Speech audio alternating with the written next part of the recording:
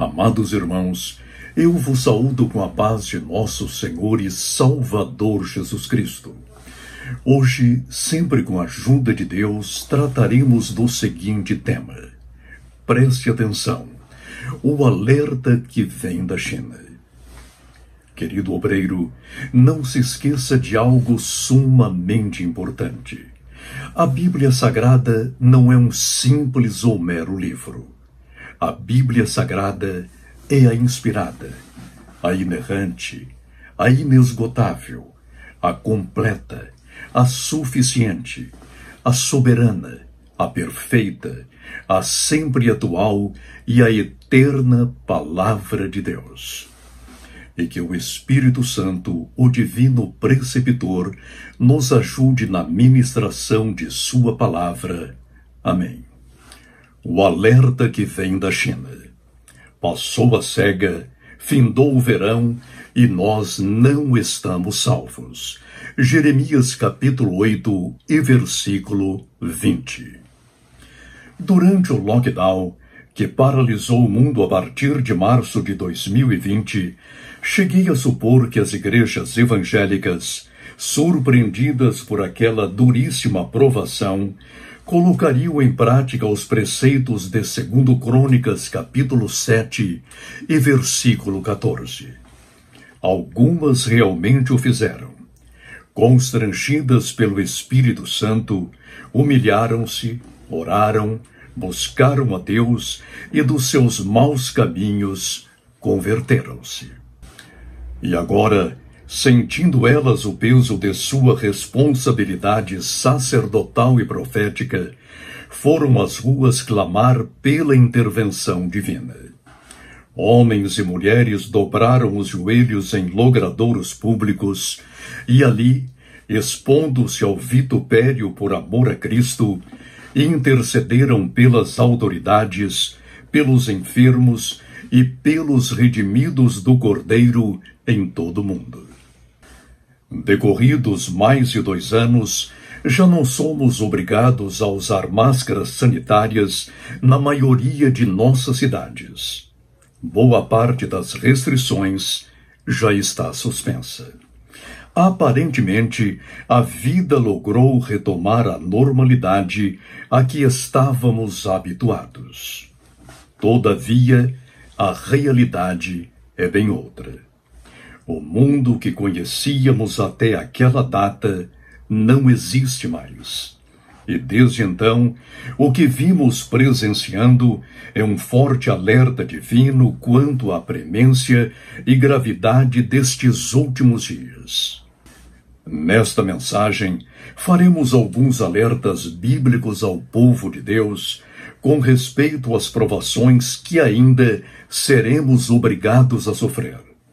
Urge, pois, ouvirmos a voz do Espírito Santo, pois o momento atual requer oração, exige a volta à Bíblia Sagrada, a inspirada e inerrante Palavra de Deus, reclama uma vida dedicada ao clamor, às intercessões e às lágrimas, reivindica um andar santo e piedoso, demanda a volta imediata à evangelização e às missões, intima-nos a que retomemos com presteza a postura sacerdotal e profética concernente ao mundo odierno e, finalmente, ordena-nos a que esperemos a volta do Imaculado Cordeiro de Deus em vigilância e santa preparação. Apesar das aparências, ainda não estamos salvos. Ao ver o reino de Judá desperdiçar a última oportunidade de arrependimento e contrição que lhe dava o Senhor, o profeta Jeremias, já antevendo a ruína de seu povo, lamentou dolorosa e gravemente. Passou a cega, findou o verão, e nós não estamos salvos. Jeremias capítulo 8 e versículo 20. Infelizmente, temos de aplicar esse lamento a não poucas igrejas. Tanto no Brasil como no exterior, muitos pastores e rebanhos não conseguiram ver naquela provação singularíssima, a pandemia de 2020, uma rara oportunidade que nos concedia o Cordeiro de Deus para arrependermos-nos de nossos pecados. E já humilhados e pesarosos, voltarmos sem mais tardança ao primeiro amor. Apocalipse capítulo 2, versículos 4 e 5. Boa parte dos obreiros, considerando o episódio algo fortuito e pontual, ao invés de buscar a Deus enquanto se podia achá-lo, deixou-se encantar pelos acenos da ilusória, temerosa e antibíblica teologia da prosperidade. Alienados da palavra de Deus e do Deus da palavra, não tiveram eles ouvidos para ouvir o que o Espírito Santo continuava, insistentemente, a dizer a cada uma de nossas igrejas e congregações. Ouçamos a voz do Espírito Santo e não endureçamos nossos corações. Os que não leem regular e atentamente o Apocalipse não perceberam ainda algo gravíssimo e perturbador. Já estamos no período que antecede a grande tribulação. Alheios aos santos profetas e apóstolos de nosso Senhor, esses crentes não conseguiram perceber, outros sim, que as profecias-chave que sinalizam o arrebatamento da igreja já são realidade histórica. O renascimento de Israel, a retomada de Jerusalém pelos judeus e os ensaios, cada vez mais explícitos, concernentes à reconstrução do Santo Templo. A voz do Espírito Santo faz-se ecoar cada vez mais alto em nossos rebanhos e redis. Todavia, muitos que se declaram crentes já não conseguem ouvi-la. Sentindo comichão nos ouvidos, não mais suportam a sã doutrina, odeiam-na. 2 Timóteo capítulo 4 e versículo 13. E incomodados com a presença do preceptor divino, vão amontoando para si doutores, mestres, profetas e até gurus. É chegada a hora, pois, de ouvirmos o Espírito Santo. Doutra forma, seremos lançados no lago de fogo. A advertência divina, nestes últimos tempos, não pode ser ignorada. Prestemos atenção. Portanto, como diz o Espírito Santo, se hoje ouvirdes a sua voz, não endureçais o vosso coração, como na provocação, no dia da tentação no deserto, onde vossos pais me tentaram, me provaram, e viram por 40 anos as minhas obras. Hebreus capítulo 3, do versículo 7 ao 9. Oremos sem cessar, pois os dias são maus. Eis o tempo de nós, ministros do Santo Evangelho, observarmos a resolução de Simão Pedro. Mas nós perseveraremos na oração e no ministério da palavra. Atos capítulo 6 e versículo 4. Tendo em vista a ordenança apostólica, que os pastores nos conscientizemos de nossa primacial obrigação diante do Cordeiro e de suas ovelhas. Fomos chamados, antes de tudo, a pastorear o rebanho de nosso Senhor. Logo, não nos percamos em questões políticas e fainas administrativas. Deixemos, pois, a burocracia por conta de nossos auxiliares. Bem supervisionados, certamente hão de fazer um excelente trabalho. Quanto a nós, daremos toda a prioridade às orações, à intercessão, aos clamores e às lágrimas. E já sentindo a urgência do reino de Deus, santificaremos as primícias de nosso tempo, a ficar a sós com o Senhor Jesus. Se não o fizermos, não resistiremos às provações que em breve hão de premir ainda mais duramente o mundo e a noiva do Cordeiro. Oremos pelo Brasil, que jamais venhamos a cair nas garras de regimes totalitários, anticristãos e inimigos do verdadeiro bem comum. Oremos como demanda a Bíblia Sagrada, e como resultado de nossas preces, teremos a necessária liberdade, desenvoltura e coragem para chegarmos aos confins da terra sem impedimento algum. Se não orarmos, a nossa jornada a Jerusalém Celeste será impossível. Voltemos à Bíblia Sagrada, a inspirada e inerrante Palavra de Deus. Há obreiros que, acossados por um academicismo estéril, mundano e antibíblico, já não se consagram à leitura piedosa da Bíblia Sagrada. Sempre ocupados com livros pós-modernos, tornam-se a cada manhã mais antiquados quanto às exigências sempre atuais da inspirada, inerrante e inesgotável Palavra de Deus. E, ao subirem ao púlpito, ei-los vazios de Cristo e repletos de tralhas mundanas e contrárias ao divino conhecimento.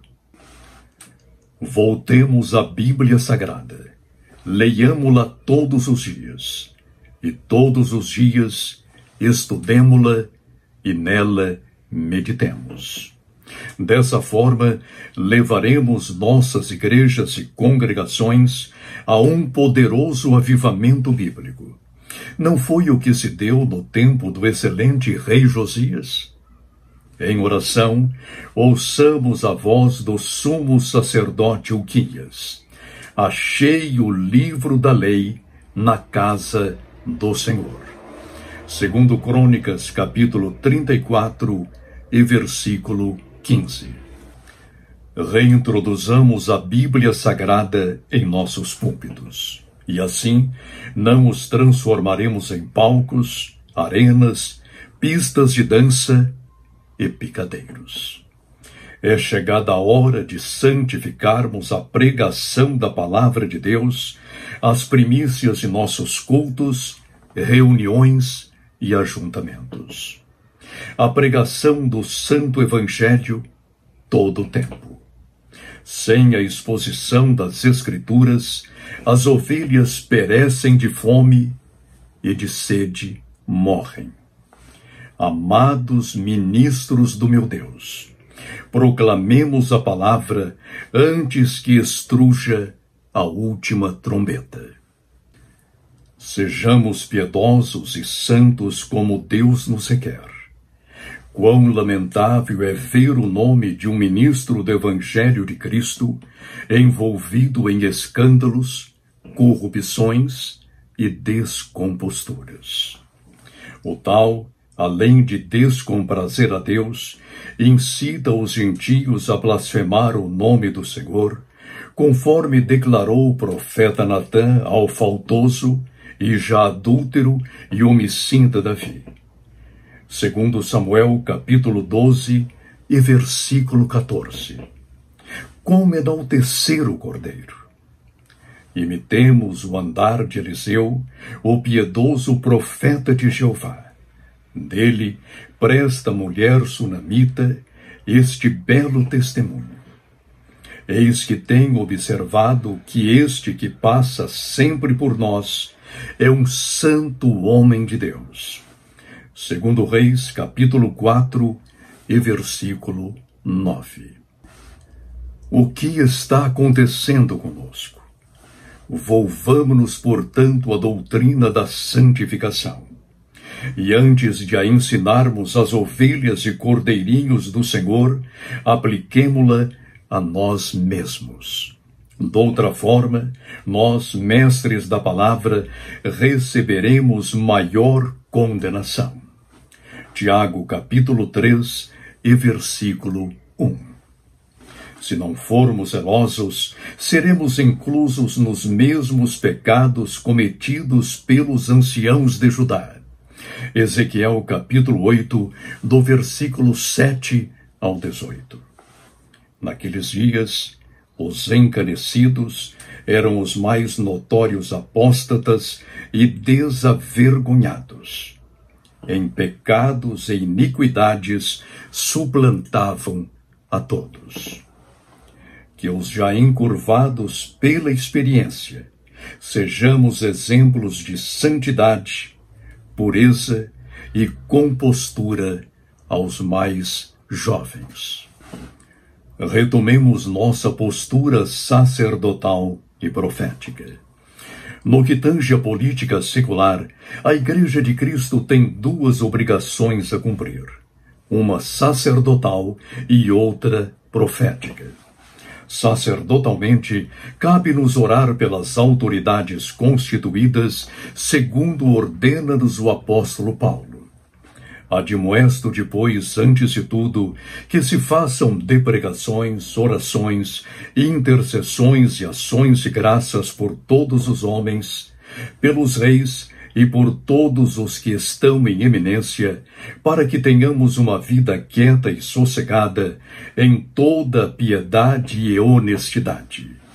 Porque isto é bom e agradável diante de Deus, nosso Senhor, que quer que todos os homens se salvem e venham ao conhecimento da verdade.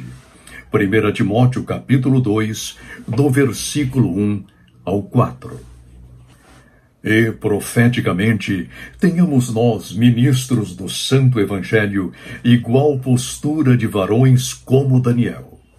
Quando necessário, levantavam-se ousada, sábia e prudentemente, a fim de admoestar os poderosos, como fez o profeta hebreu na corte babilônica. Portanto, ó rei, aceita o meu conselho e desfaze os teus pecados pela justiça e as tuas iniquidades, usando de misericórdia para com os pobres, e talvez se prolongue a tua tranquilidade. Daniel capítulo 4 e versículo 27. Essa deve ser a nossa postura com respeito à política. Que fujamos então às disputas partidárias. Ao homem de Deus não convém contender. Isso não significa que devamos isentar-nos quanto às agendas anticristãs. À luz da Bíblia Sagrada, a inspirada e inerrante Palavra de Deus, orientemos nossas ovelhas a não apoiar os que apregoam o aborto, a eutanásia, a ideologia de gênero, o casamento antibíblico e outras tralhas igualmente nocivas à família conforme Deus a instituiu. Aguardemos o Cordeiro santamente. Enquanto eu redigia estas linhas, ouvia notícias vindas de Jerusalém acerca de novos confrontos na área do Santo Templo.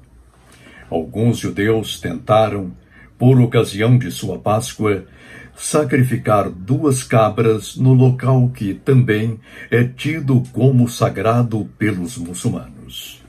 No cerne dessa complexa questão, vemos o cumprimento de mais uma importantíssima profecia bíblica: a reconstrução do santuário israelita. Daniel 9, 27, Mateus 24 e 15 e 2 aos Tessalonicenses, capítulo 2, do versículo 1 ao 4. E podemos ler também Apocalipse, capítulo 11, versículos 1 e 2. Sim, o Santo Templo está prestes a ser reconstruído em Jerusalém, a milenar capital de Israel. Para nós, que temos a Sagrada Bíblia como a infalível Palavra de Deus, o fato, longe de ser um mero enfrentamento político, é um sinal inequívoco do iminente arrebatamento da Igreja de Cristo. Preparemo-nos, porquanto o Cristo da Igreja não tarda a voltar. Maranata, ora vem, Senhor Jesus. Conclusão. O lockdown decretado recentemente em Xangai tem de ser interpretado como um grave alerta divino. Ao pôr em prática a sua política de contágio zero, o regime comunista de Pequim deteve mais de 26 milhões de pessoas em casa, constrangendo-as a uma experiência irracional, desumana e cruel. O combate à doença tornou-se pior do que a enfermidade em si. Tal fato não deve ser visto por nós, discípulos de Jesus Cristo, como uma notícia corriqueira. Olhemo-lo como uma seríssima advertência divina. Se não buscarmos a Deus em oração, jejum e lágrimas, amanhã estaremos nós, aqui no Brasil, encerrados outra vez em nossos domicílios. Além disso, um número não pequeno de igrejas, novamente fechadas, não logrará reconvocar seus fiéis. E, consequentemente, veremos o nosso projeto de evangelizar o Brasil e o mundo fracassar. Oremos, porque ainda há tempo de impedir que o nosso país caia num regime tirano e cruel. Coloquemos, pois, em prática, urgentemente, o versículo 14 do capítulo 7 de 2 Crônicas. Se eu cerrar os céus e não houver chuva, ou se ordenar aos gafanhotos que consumam a terra, ou se enviar a peste entre o meu povo, e se o meu povo que se chama pelo meu nome se humilhar e orar, e buscar a minha face, e se converter dos seus maus caminhos, então eu ouvirei dos céus, e perdoarei os seus pecados, e sararei a sua terra.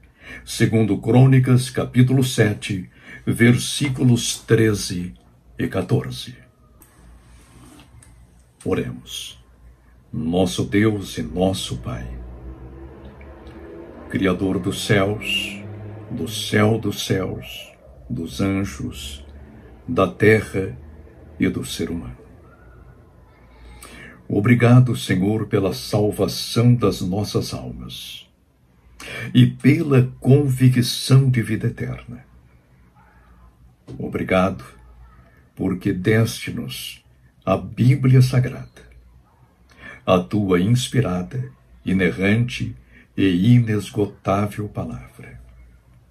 Senhor, guarda o nosso país, o meu querido e amado Brasil, que não venhamos a cair jamais, enquanto a tua igreja estiver aqui na terra, nas garras de um regime cruel, ditatorial, tirânico e antibíblico. Que nós, Senhor, a partir de agora, coloquemos em prática, 2 Crônicas, capítulo 7 e versículo 14. Que oremos, que busquemos a tua face, que desviemo-nos de nossos maus caminhos, porque assim tu nos abrirás os céus para experimentarmos um grande avivamento e assim evitar que a nossa nação pereça. Tu sabes, ó Deus, que temos uma missão a cumprir: evangelizar o Brasil e chegar aos confins da terra com o teu santo evangelho sem impedimento algum. Obrigado, Senhor. Guarda o nosso presidente e as nossas autoridades constituídas. Ilumina-as e abençoa-as. Ó Deus, nós oramos em nome de nosso Senhor e Salvador Jesus Cristo, verdadeiro homem e verdadeiro Deus. Amém. Amados irmãos, a paz de nosso Senhor e Salvador Jesus Cristo. Amém.